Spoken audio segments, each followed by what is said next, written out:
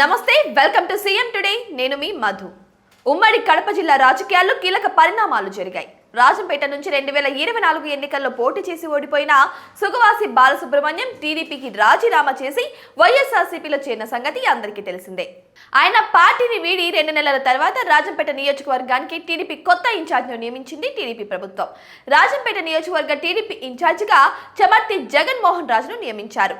Telugu Desam party జాతీయ అధ్యక్షులు నారా చంద్రబాబు నాయుడు ఆదేశాల మేరకు రాజంపేట టీడీపీ నియోజకవర్గ ఇన్ఛార్జిగా చమర్తి జగన్మోహన్ రాజును నియమించినట్లు ఏపీ టీడీపీ అధ్యక్షులు పల్లా శ్రీనివాసరావు ఒక ప్రకటనలో తెలిపారు. తెలుగుదేశం పార్టీ రాజంపేట నియోజకవర్గ ఇన్ఛార్జిగా తనకు అవకాశం కల్పించినందుకు చమర్తి జగన్మోహన్ రాజు అందరికీ ధన్యవాదాలు తెలిపారు. పార్టీ పట్ల ఆయనకున్న నిబద్ధత, నాయకత్వ గుణాలు, ప్రజాసేవలో చూపిన అంకిత భావం ఈ నియమానికి కారణమయ్యాయంటున్నారు. ఈ బాధ్యత ఇచ్చినందుకు పార్టీ జాతీయ నాయకత్వానికి, రాష్ట్ర నాయకులకు చమర్తి జగన్మోహన్ రాజు కృతజ్ఞతలు తెలిపారు.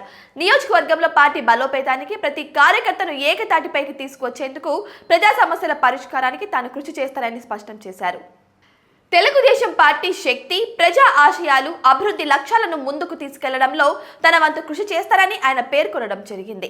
ప్రజల అభ్యున్నతి, నియోజకవర్గ అభివృద్ధి కోసం నిరంతరం కృషి చేస్తారని ఆయన చెప్పుకొచ్చారు. 2 నెలల క్రితం వరకు దివంగత నేత, మాజీ ఎంపీ పాలకొండ్రాయుడు కుమారుడు సుగవాసి బాలసుబ్రహ్మణ్యం రాజంపేట టీడీపీ ఇన్ఛార్జిగా ఉన్నారు.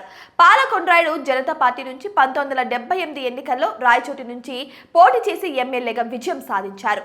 ఆయన మళ్ళీ 1983లో రాయచోటి నుంచి ఇండిపెండెంట్ గా పోటీ చేసి గెలిచారు. ఆ తర్వాత పరిణామాలతో పాలకొండ్రాయుడు టీడీపీలో చేరారు. 1984లో జరిగిన ఎన్నికల్లో రాజంపేట నుంచి ఎంపీగా పోటీ చేసి విజయాన్ని అందుకున్నారు.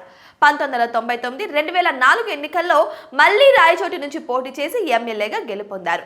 అయితే పాలకొండ్రాయుడు రాజకీయ వారసుడుగా పెద్ద కుమారుడు సుబ్రహ్మణ్యం బరిలోకి దిగారు. ఆయన 2024 ఎన్నికల్లో రాజంపేట నుంచి ఎమ్మెల్యేగా పోటీ చేసి ఓడిపోయారు. ఆ తర్వాత రాజంపేట టీడీపీ ఇన్ఛార్జిగా కొనసాగారు. కానీ నియోజకవర్గంలో గ్రూప్ 1 మరికొన్ని కారణాలతో టీడీపీని వీడి వైఎస్ఆర్సీపీలో చేరారు.